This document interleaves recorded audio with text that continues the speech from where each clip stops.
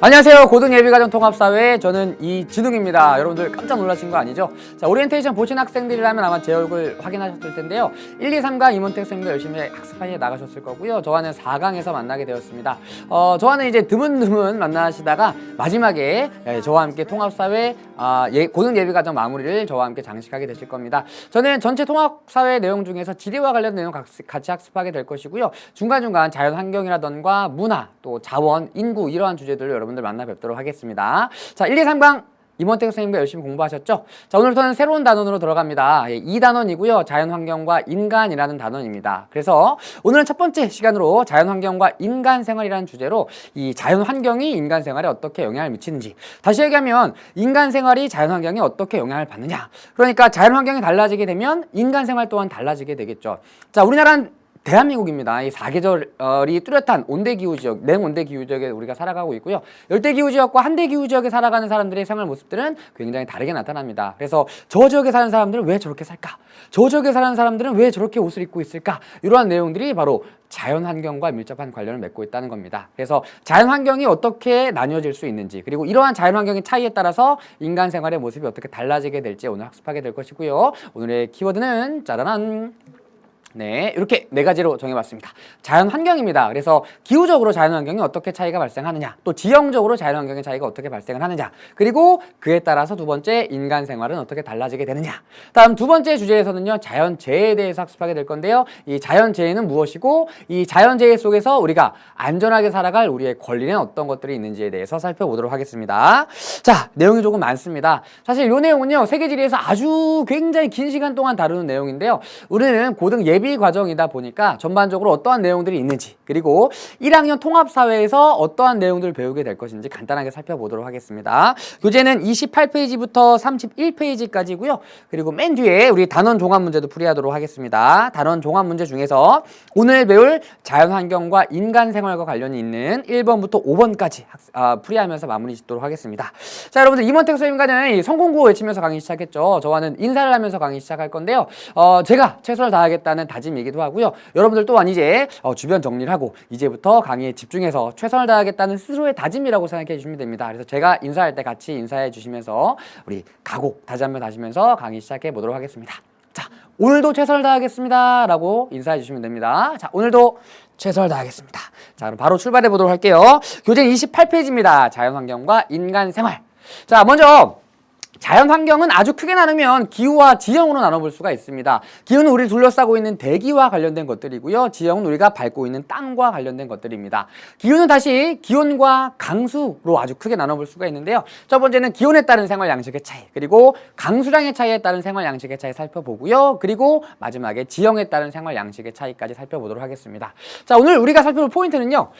지구의 여러 지역들은 자연환경이 다 다르게 나타나는데 자연환경이 어떻게 다르게 나타나며 그에 따라서 인간생활은 어떠한 영향을 받고 그에 따라서 인간생활이 어떻게 다르게 나타나느냐, 이런 내용들에 대해서 살펴보도록 하겠습니다.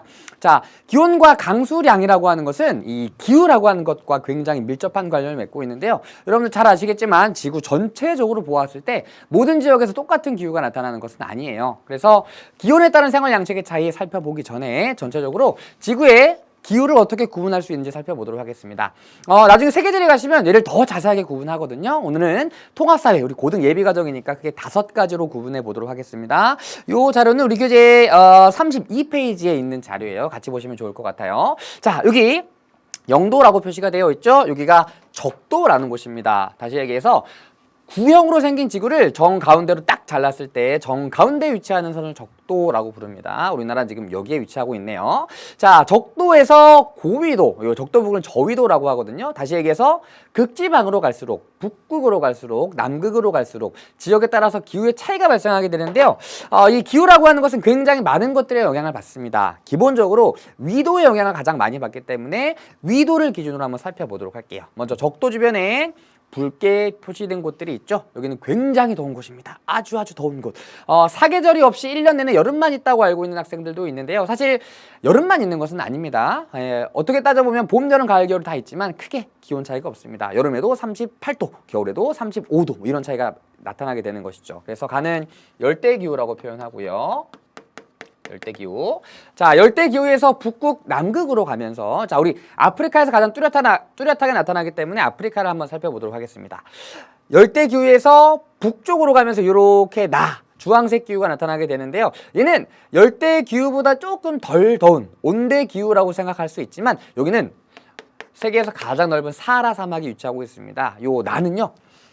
사막이 대표적으로 나타나는 건조기후가 나타나는 곳입니다. 건조기후.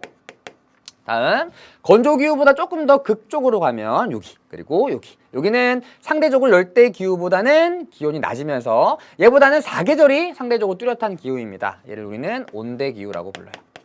그러니까 얘는 우리 목욕탕 하면 열탕이 있잖아요. 굉장히 뜨거운 탕이고요. 얘는 온탕, 상대적으로 따뜻한 탕이에요. 얘는 굉장히 더운 기후, 얘는 상대적으로 얘보다는 덜 더운 따뜻한 기후라고 얘기합니다. 인간이 살아가기엔 가장 적합한 기후이기 때문에 인간이 가장 많은 사람들이 여기 온대기후대에 거주하고 있죠. 자, 다음 온대기후에서 조금 더 극쪽으로 가면 여기 러시아죠. 러시아에 굉장히 넓게 분포합니다. 캐나다도 마찬가지고요. 온대기후보다 더 추운 기후, 얘를 냉대기후라고 부릅니다. 다음 냉대보다 더 극쪽으로 가면은 요 북극 주변에 나타나는 기후입니다. 얘를 우리는 한대기후라고 부릅니다. 그래서 냉대보다 한대가 더 추운 거죠. 가장 더운 기후, 그리고 굉장히 강수량이 적어서 건조한 기후, 그리고 따뜻한 기후, 얘는 살짝 추운 기후, 얘는 되게 추운 기후, 이렇게 구분해 주시면 되는데요.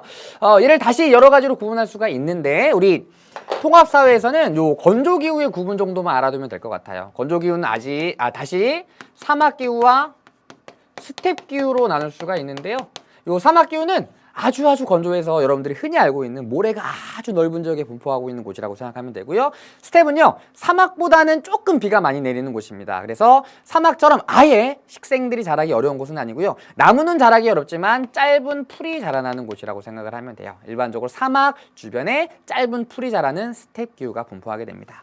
그래서 요 5가지의 기후의 분포 정도는 잘 알아두시면 좋을 것 같고요. 말씀드렸듯이 요 아프리카에서 가장 뚜렷하게 나타나기 때문에 열대, 건조, 온대, 냉대, 한대 이렇게 구분해 주시면 좋을 것 같아요. 자, 그래서 이렇게 기후의 차이에 따라서 과연 인간 생활의 모습은 어떻게 달라질 것이냐. 자, 먼저 열대기후와 한대기후, 이 기온에 따른 생활 양식의 차이부터 살펴보도록 하겠습니다.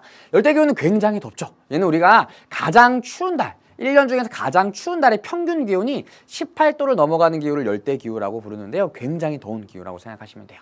자, 굉장히 덥다 보니까 여기서는 미생물의 활동이 굉장히 활발해집니다. 여러분들 봄, 여름, 가을, 겨울 중에서 여름에 음식이 가장 잘 상하잖아요. 미생물들이 와 움직이면서 음식들을 상하게 만들고 부패하게 만듭니다. 그런데 얘는 기온이 굉장히 높다 보니까 음식이 잘 상해요. 부패하는 것을 방지하기 위해서 기름에 볶거나 튀기는 요리가 발달하게 됩니다. 그러니까 음식들을 날 것으로 먹지 않는다는 것이죠. 날 것으로 놔뒀을 때 얘가 잘 상하기 때문입니다. 그래서 우리 거기 보조단에도 나와 있는데요. 나시고랭이라고 인도네시아에 아주 유명한 요리가 있습니다. 나시고랭, 볶음밥이란 뜻인데요. 요 나시고랭 중에 나시가 밥, 고랭이 볶다라는 의미입니다. 그래서 미고랭이라는 음식도 있습니다. 미고랭은 볶음면이라는 뜻이고요. 태국의 음식 중에 여러분들 팟타이라는 음식을 들어보신 적이 있을 거예요. 팟타이. 요 타이는 태국을 의미하고요. 팟은 볶다라는 의미입니다. 그래서 태국식 볶음면을 의미합니다. 그래서 열대 기후 지역에 위치하고 있는 나라들은 볶음 요리 그리고 튀김 요리들이 굉장히 잘 발달한다는 것이죠. 그러나 한대 기후 지역 굉장히 춥습니다. 얘는 극지방처럼 거의 1년 내내 눈과 얼음으로 덮여 있는 곳도 있고요. 그렇진 않지만 짧은 여름 동안 땅이 녹기도 하는 기후도 있습니다. 그런데 그 짧은 여름 동안 땅이 녹는 기간이 너무나도 짧아요. 그리고 기온도 굉장히 낮다 보니까 곡물 재배가 어렵습니다. 쉽게 얘기하면 농사가 이루어지기가 어렵다는 얘기죠. 그러니까 곡물을 섭취하기가 어려우니 육류 중심의 식생활이 발달하게 되고요. 그런데 이 고기를 중심으로 먹다 보니까 비타민 섭취가 조금 어렵습니다. 그래서 여러분들 예전에 굉장히 유명했던 다큐멘터리가 하나 있었는데요. 이 극 주변 지역에 살고 있는 사람들의 생활 모습을 보여주는 다큐멘터리였습니다. 이걸 학교에서 저희 친구들과 같이 봤던 적이 있었는데요. 우리가 좀 이해할 수 없는 조금 잔인하다고 생각할 수 있는 장면들이 나옵니다. 동물 잡아서 그대로 배를 가르고 막 피를 그대로 먹는 장면, 그리고 날고기를 막 먹는 장면들이 나오는데요. 이런 것들이 곡물을 통해서 얻을 수 있는 비타민 같은 영양분들을 섭취하기 어렵기 때문에 날것을 섭취하게 되는 거거든요. 생피도 마찬가지입니다. 그래서 날것을 그대로 먹기도 합니다. 굳이 요리하지 않는다는 것이죠. 다음 의복 볼게요. 열대기후 지역은 굉장히 덥습니다. 그래서 간편하고 헐렁한 의복, 얘는 통풍에 중심을 둔 의복이라고 생각하시면 돼요. 통풍. 반면 얘는 굉장히 춥기 때문에 동물을 잡아서 그대로 배를 가른다 그랬죠. 안에는 피와 고기를 먹기도 하고 가죽을 벗겨서 얘를 말린 다음에 옷으로 이용을 하기도 합니다. 다음 주거. 얘는 개방적인 구조입니다. 그래서 통풍을 통한 더위를 극복하기 위함인데요. 가장 큰 것은 창문이 굉장히 커요. 큰 창문이 가장 큰 특징입니다. 그리고 요 열대기후 지역의 가옥에 대해서는 조금 이따 더 자세하게 살펴보도록 할게요. 반면 한대기후 지역은 굉장히 춥습니다. 그래서 난방과 보온을 중시한 가옥이 발달하게 되고요. 얘는 얘와는 달리 창문이 없거나 아니면 굉장히 작은 창문이 발달하게 되죠. 그리고 벽이 굉장히 두껍습니다. 그러한 형태의 가옥을 우리는 폐쇄적인 구조라고 부릅니다. 그래서 기온에 따라서 열대기후와 한대기후 지역에 음식, 의복, 주거, 의식주가 되겠죠. 의식주의 차이가 발생한다는 겁니다. 자, 반면 냉온대기후는요. 우리가 요 냉온대기후에 거주하고 있거든요. 북한 쪽의 일부 지역이 냉대기후가 나타나고요. 우리 남한은 대부분 온대기후가 나타나는데요. 얘네와는 다른 가장 뚜렷한 특징은 상대적으로 사계절이 뚜렷하다는 거예요. 물론 최근 우리나라를 봤을 때는 사계절이 뚜렷하다라고 얘기하기도 조금 어렵습니다. 봄과 가을이 굉장히 짧죠. 여름과 겨울이 아주 깁니다. 그런데 얘네들보단 사계절이 뚜렷해요. 그러다 보니 여름에는 덥고 겨울엔 춥기 때문에 더위와 추위를 모두 극복할 수 있는 생활 양식이 발달하게 됩니다. 그래서 기본적으로 옷도 마찬가지죠. 제가 지금 긴팔 셔츠를 입고 있는데요. 이 긴팔 셔츠는 대부분 봄과 가을에 입잖아요. 아주 추운 겨울에 긴팔 셔츠 한 장만 입고 나가면 덜덜덜 추위에 떨다가 온몸이 얼어버릴 겁니다. 반면 아주 더운 여름날에 긴팔 셔츠 입으면 너무 덥겠죠. 반팔이나 민소매를 입게 됩니다. 그래서 우리 계절마다 옷장에 있는 옷을 바꾸기도 하고요. 또 계절에 따라서 옷을 다 사기도 하잖아요. 그리고 가옥에도 마찬가지입니다. 우리나라 전통 가옥 구조는 추위와 더위에 대비하기 위한 시설들이 모두 갖추어져 있습니다. 여름철에 더위를 대비하기 위해 대청마루가 있었고요. 겨울철에 추위를 대비하기 위해 온돌이 발달해 있었죠. 그래서 요런 것들이 바로 더위와 추위를 모두 극복할 수 있는 생활 양식이라고 볼 수가 있습니다. 그러나 사실 위에 나와 있는 것들은 옛날 전통 생활 모습들을 지켜나가는 사람들에서 살펴볼 수 있는 모습이고요. 최근에 현대적인 생활 모습을 갖추고 있는 곳들에서는 최근에 기술이 발달하면서 지역 간의 생활 양식의 차이가 감소합니다. 무슨 얘기냐면 열대기후 지역, 덥습니다. 에어컨 다 집집마다 있고요. 한대기후 지역 굉장히 춥습니다. 집집마다 난로라던가 보일러 같은 것들이 잘 되어 있어서 이런 집 구조를 굳이 짓지 않아도 된다는 겁니다. 그래서 전통 생활 양식을 지켜가는 사람들은 여전히 이렇게 살고 있고, 옛날에 기술이 발달하기 전에는 지역 간에 이렇게 생활 모습의 차이가 뚜렷하게 나타났지만 최근에는 그렇지 않다, 이렇게 알아두시면 되고요. 자, 다음 강수량에 따른 기온 차이 살펴보도록 할게요. 자, 얘는 강수량에 따른 생활 양식의 차이라고 하지만 사실 기온과도 굉장히 밀접한 관련을 맺고 있습니다. 역시 전통 가옥이에요. 현대는 이러한 가옥들을 살펴보기가 조금 어렵습니다. 물론 아주 지방이라고 하죠. 촌락 같은 데 가면 이러한 가옥들을 살펴볼 수가 있지만 최근에 현대적인 생활 모습을 갖추고 있는 지역에서는 이런 기후가 나타나더라도 우리가 보는 그러한 집들이 그대로 발달하게 됩니다. 그럼 이러한 지역들의 전통 가옥은 어떻게 생겼느냐 하나씩 보도록 하죠. 자, 먼저 열대 우림 기후입니다. 자, 얘는 열대 기후 중에서도 비가 굉장히 많이 내리는 기후를 열대 우림 기후라고 얘기합니다. 그래서 비가 아주 많이 내렸을 때 빗물이 잘 흘러내릴 수 있도록 하기 위해서 경사를 굉장히 급하게 만들어 놓았고요. 또 기온이 높기 때문에 개방적인 구조가 나타나죠. 창문이 굉장히 크고 퐁퐁퐁 뚫려 있습니다. 자, 그리고 가장 큰 특징 중에 하나는 요건데요. 이런 형태의 가옥을 고상 가옥이라고 부릅니다. 얘는 굉장히 덥고 비가 많이 내려요. 그래서 아주 더울 때는 집 표면에서 발생하는 뜨거운 지열이 요 집으로 그대로 들어올 수가 있기 때문에 지열을 차단하기 위해서 땅으로부터 높게 띄어서 집을 짓게 되고요. 비가 아주 많이 내리게 되면 홍수가 발생하면서 집이 침수될 수 있겠죠. 그런 것들도 방지하기 위해서 집을 띄워 짓게 됩니다. 또 굉장히 덥고 습하기 때문에 벌레도 되게 많아요. 벌레입니다, 벌레. 얘네들이 집을 바닥에 딱 붙여 짓게 되면 그대로 해충들이 들어오면서 해충으로 인한 피해를 입기도 합니다. 그래서 이러한 것들을 방지하기 위해서 집을 집 표면에서 높게 띄운 이런 형태의 가옥이 발달하게 되는데요. 고상 가옥 또는 고상식 가옥이라고 부릅니다. 다음 사막기후 지역의 가옥입니다. 자, 아까 제가 건조기후는 사막기후와 스텝기후로 다시 나눠볼 수가 있다 그랬죠. 얘는 건조기후 중에서도 사막기후입니다. 강수량이 굉장히 적어요. 그래서 아주 건조한 지역이고요. 건조하다 보니 하늘에 구름도 별로 없습니다. 일사가 굉장히 강해요. 그리고 굉장히 건조하기 때문에 바람이 불 때 모래바람도 굉장히 많이 불어옵니다. 모래바람. 그래서 이러한 것들에 대비하기 위한 가옥 구조가 나타납니다. 자, 먼저 아까 봤던 열대 우림 기후 지역의 가옥과는 달리 얘는 지붕이 평평합니다. 왜냐하면 비가 적게 내리기 때문이죠. 또 창문이 굉장히 작아요. 왜냐면 일사가 강하고 모래바람이 불어들어오기 때문에 이러한 것들을 막기 위해서. 또 골목은 굉장히 좁습니다. 그러니까 일사가 굉장히 강하니까 어느 정도의 그늘을 만들어주기 위해서 골목을 좁게 만들어 놓게 되고요. 여기는 나무를 구하기가 어렵기 때문에 주로 흙벽돌로 집을 짓게 됩니다. 또 아주 뜨거운 일사로 인해서 벽을 두껍게 짓는 것 또한 사막 기후 지역의 전통 가옥의 특징이라고 볼 수가 있습니다. 사막 기후 지역의 전통 가옥이고요. 다음 세 번째, 스텝 기후입니다. 자, 요 사진이 바로 스텝 기후 지역의 모습을 보여주는 대표적인 사진이라고 볼 수가 있습니다. 자, 여기 짧은 풀들이 자라고 있죠. 짧은 풀이 자라니까 뭘 하고 살까요? 맞습니다. 가축들을 기르는 목축업이 발달하게 되는데요. 특히나 이 지역에서는 유목이 널리 이루어집니다.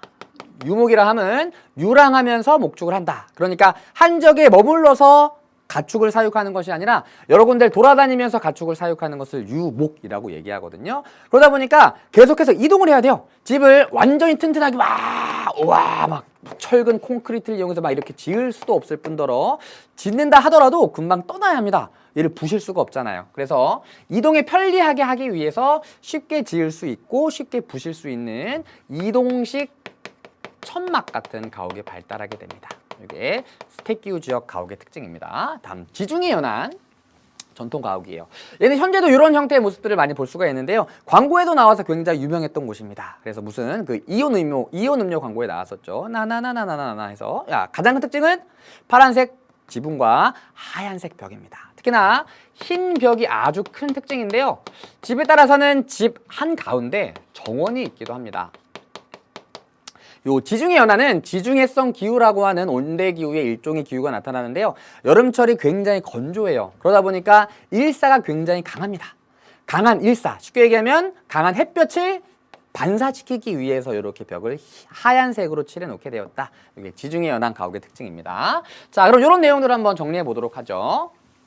자, 열대 우림 기후 지역은 급경사의 지붕이 나타난다. 왜냐하면 강수량이 많아서 빗물을 쉽게 흘러내리도록 하기 위해서. 다음 사막 기후 지역, 나무가 부족하기 때문에 흙벽돌 집이 발달한다. 그리고 지붕이 평평하고 벽이 두껍다. 창문은 작게 만든다. 다음 스텝 기후 지역은 천막집이 발달하는데요. 유목이 널리 이루어지기 때문에 이동 생활에 적응한 가옥이 바로 요 천막집입니다. 다음 지중해 연안은 하얀 집. 여름이 건조하여 햇볕이 강하기 때문에 햇볕을 반사시켜줄 수 있는 하얀색 집이 지중해 연안 지역에 발달하게 된다. 그러나 역시 오늘날에는 건축기술의 발달로 자연환경의 제약을 극복한 경우가 많기 때문에 이런 가옥들을 지방, 촌락에서 찾아볼 수가 있지만 이제는 많이 사라져가고 있는 추세다. 이렇게 정리해 두시면 됩니다. 자, 다음 이제는 지형에 따른 생활 양식의 차이를 살펴보도록 하겠습니다. 자, 지형은 땅의 형태, 땅의